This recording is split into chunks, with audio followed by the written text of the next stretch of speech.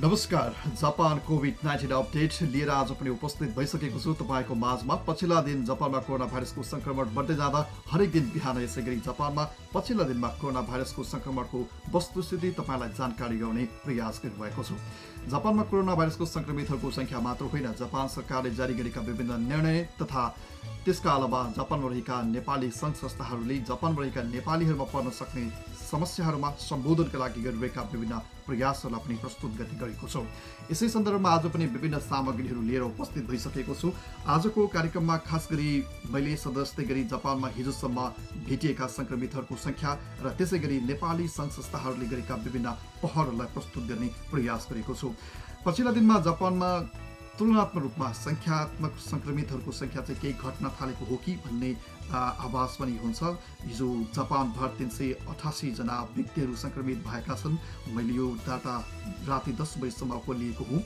त्यसगरी टोकियोमा मात्रै हेर्ने हो भने 123 जना संक्रमित भएका छन् र टोकियोकै सवालमा पनि घट्ने बढ्ने भइराखेको छ। यद्यपि अघिल्लो दिनको तुलनामा भने केही उकालो लागेको हो यो संख्या र पनि तुलनात्मक रूपमा केही घट्ने क्रममा भने रहेको छ।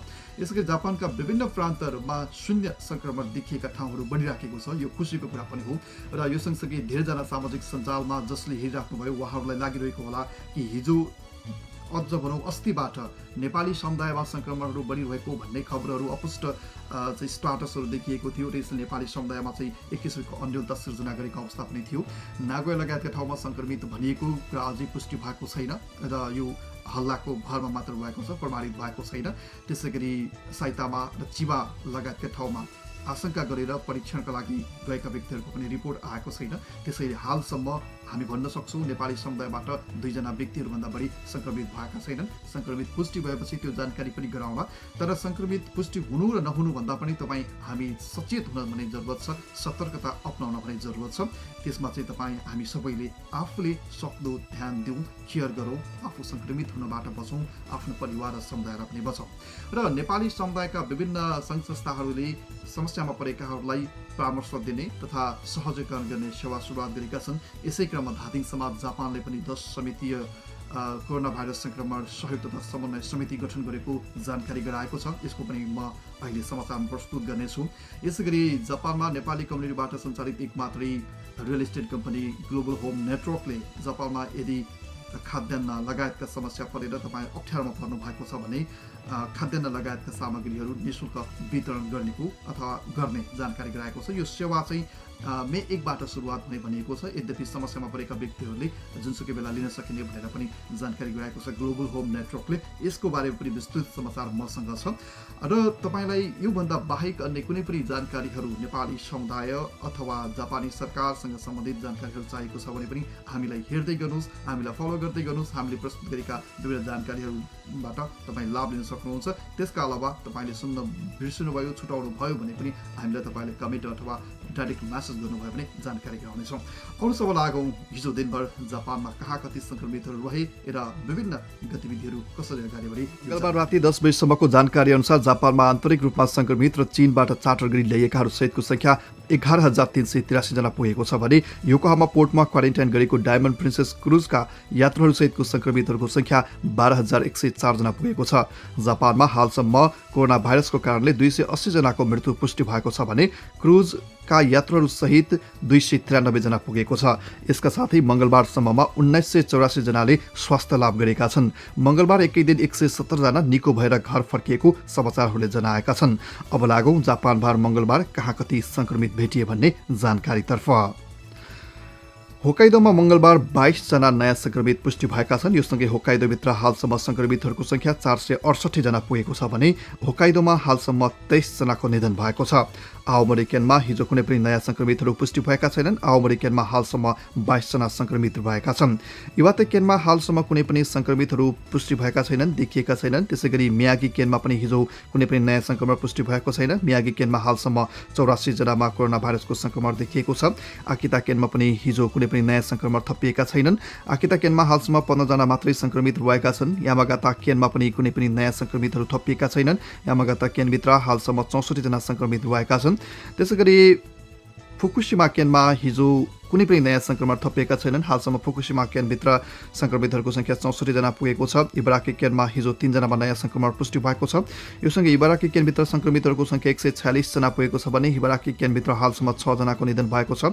तोसुकी केनमा हिजो 2 जनामा नयाँ संक्रमण पुष्टि भएको छ। तोसुकी केनमा हालसम्म 51 जना मानिसहरू कोरोना संक्रमित भएका छन्। गुम्बा केनमा हिजो 7 जनामा नयाँ संक्रमण पुष्टि भएको छ। यो सँगै गुम्बा केनभित्र संक्रमितहरूको संख्या 131 जना पुगेको छ भने हालसम्म गुम्बा केनभित्र 9 जनाको निधन भइसकेको छ। साइतामा केनमा हिजो 10 जनामा नयाँ संक्रमण पुष्टि भएको छ। यो सँगै साइतामा केनभित्र संक्रमितहरूको संख्या 685 जना पुगेको छ भने साइतामा केनमा हालसम्म 15 जनाको निधन भएको छ। चिबा केनमा हिजो 21 जनामा नयाँ संक्रमण पुष्टि भएको छ। यो सँगै चिबा केनभित्र संक्रमितहरूको संख्या 726 जना पुगेको छ भने हालसम्म 13 जनाको निधन भएको छ।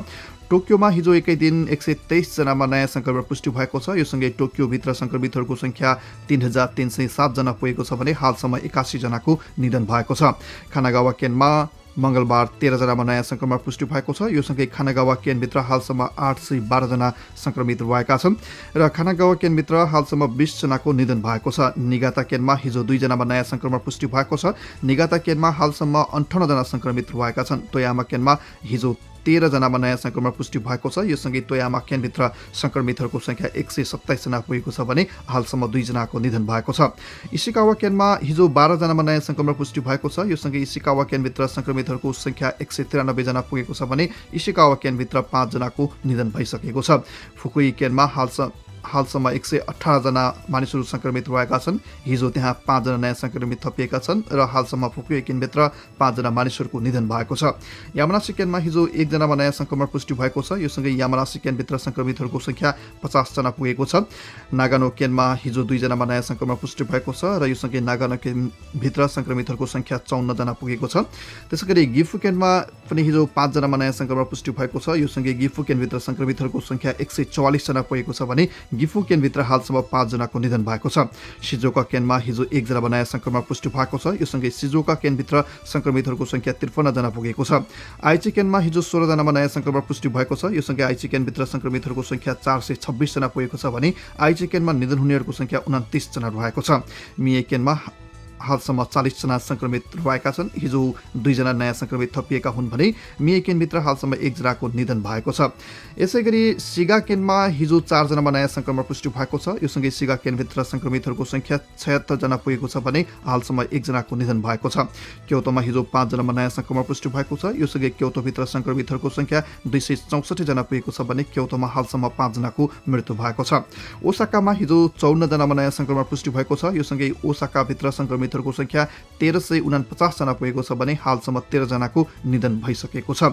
ह्योगो केनमा 19 जनामा नयाँ संक्रमण पुष्टि भएको छ र यो सँगै ह्योगो केनभित्र हिजोसम्म संक्रमितहरूको संख्या 543 जना पुगेको छ भने हालसम्म 22 जनाको निधन भएको छ।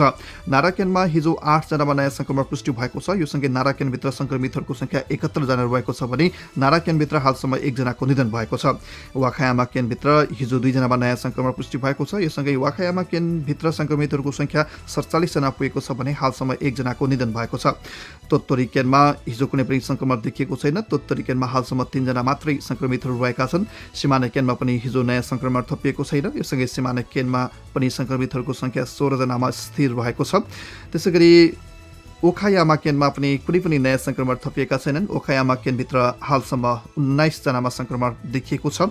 हिरोसिमा केनमा हिजो 2 जनामा नयाँ संक्रमण पुष्टि भएको छ। यो सँगै हिरोसिमा केनभित्र संक्रमितहरूको संख्या 139 जना पुगेको छ भने हालसम्म 1 जनाको निधन भएको छ।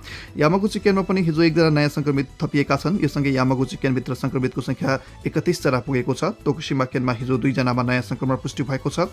यो सँगै तोकुशिमा केनभित्र संक्रमितको संख्या 5 जना पुगेको छ। खागावा केनमा हिजो कुनै पनि नयाँ संक्रमण देखिएको छैन। खागावा केनमा हालसम्म 28 जना मानिसहरू कोरोनाबाट संक्रमित छन् र एहिमे केनमा हिजो 1 जना नयाँ संक्रमित थपिएका छन्। एहिमे केनभित्र हालसम्म 47 जना मानिसहरू संक्रमित भएका छन् भने 3 जनाको निधन भइसकेको छ। कोची केनमा हिजो कुनै पनि नयाँ संक्रमण थपिएको छैन। कोची केनमा हालसम्म 69 जना संक्रमित भएका छन् भने 2 जनाको निधन भइसकेको छ। फुकुओका केनमा हिजो 21 जनामा नयाँ संक्रमण पुष्टि भएको छ। यो सँगै फुकुओका केनभित्र हालसम्म संक्रमितहरूको संख्या 541 जना पुगेको छ भने 12 जनाको निधन भइसकेको छ। सागा केनमा हिजो कुनै पनि नयाँ संक्रमित देखिएका छैनन्। सागा केनमा हालसम्म 17 जना मानिसहरू संक्रमित रहेका छन्।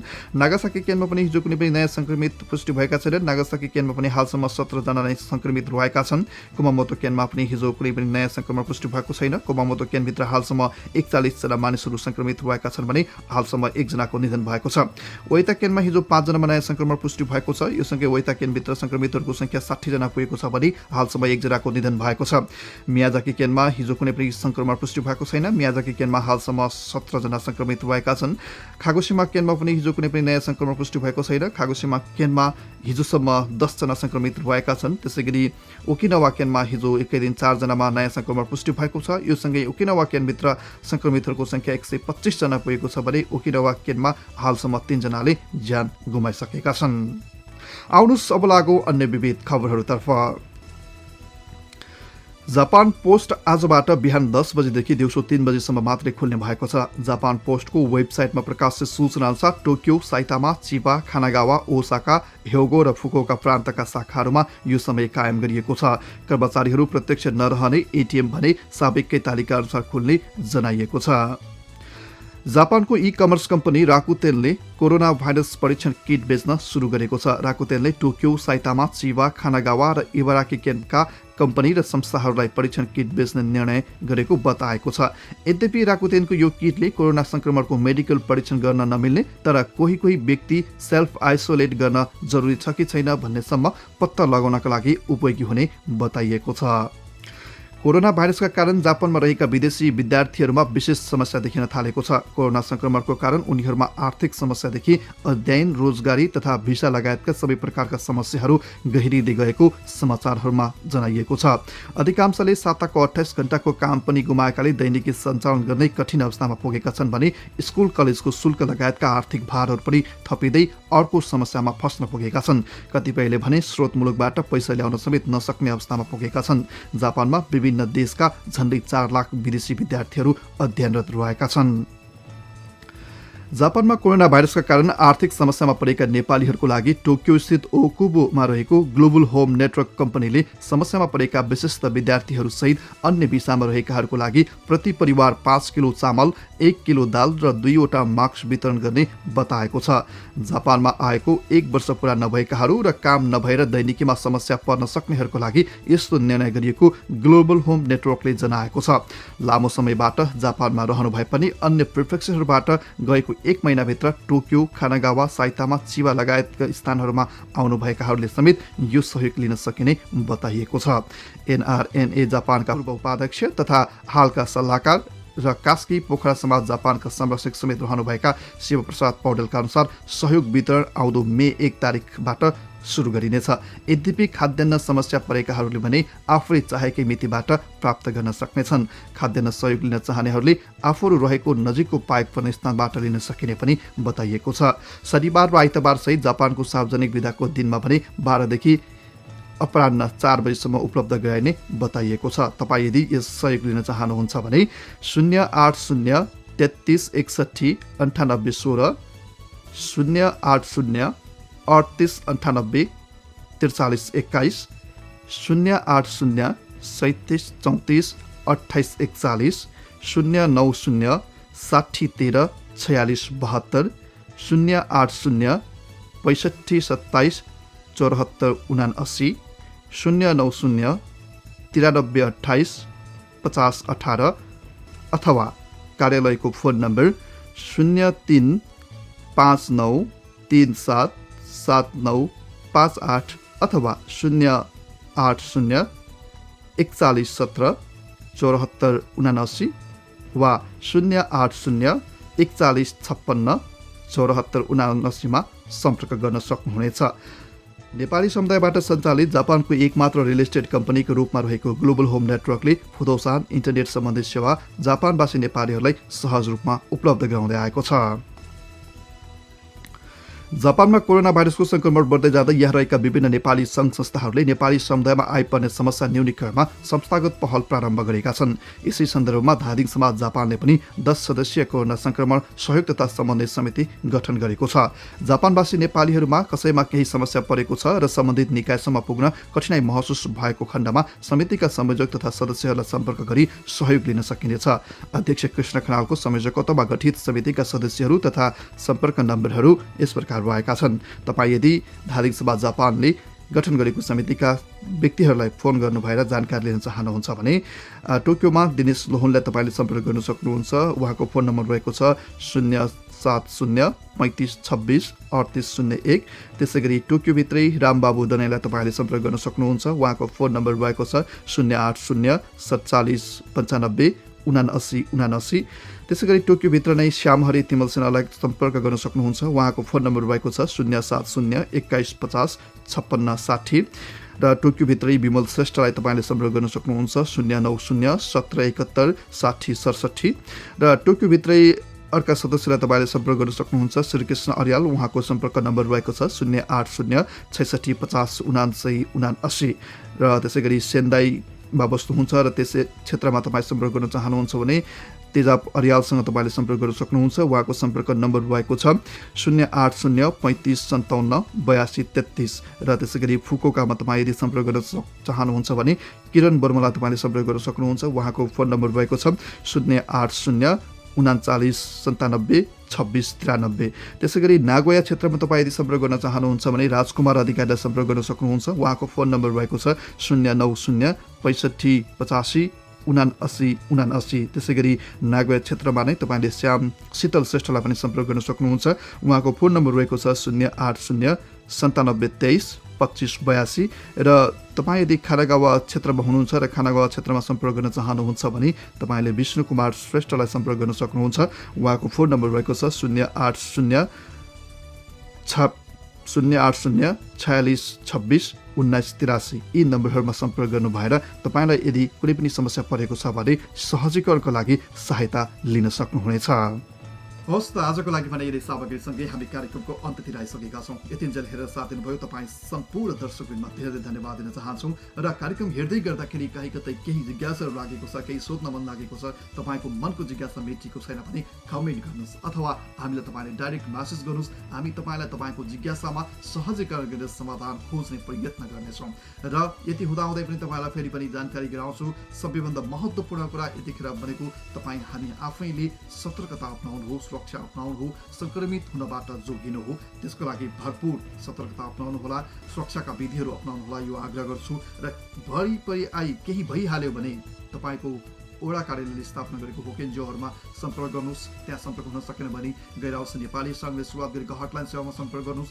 त्यहाँ पनि सम्पर्क हुन सकेन भने राजदूतावासले सञ्चालन गरेको हटलाइन सेवामा सम्पर्क गर्नुहोस्। त्यहाँ पनि सम्पर्क हुन सकेन भने विभिन्न सङ्घ संस्थाहरूले सञ्चालन गरेको हटलाइन सेवाहरूमा सम्पर्क गर्नुहोस्। र ती माध्यमहरूबारे पनि तपाईँलाई जानकारी भएन भने हामीलाई म्यासेज गर्नुहोस्। हामी तपाईँलाई जानकारी गराउनेछौँ, सहजीकरण गर्ने प्रयास गर्नेछौँ। हवस् त तपाईँको दिन शुभ रहोस्। भोलि बिहान फेरि जापान कोभिड-19 को नयाँ अपडेट लिएर आउनेछौँ। त्यतिन्जेलसम्मको लागि म राजन गौतम बिदा माग्छु। नमस्ते।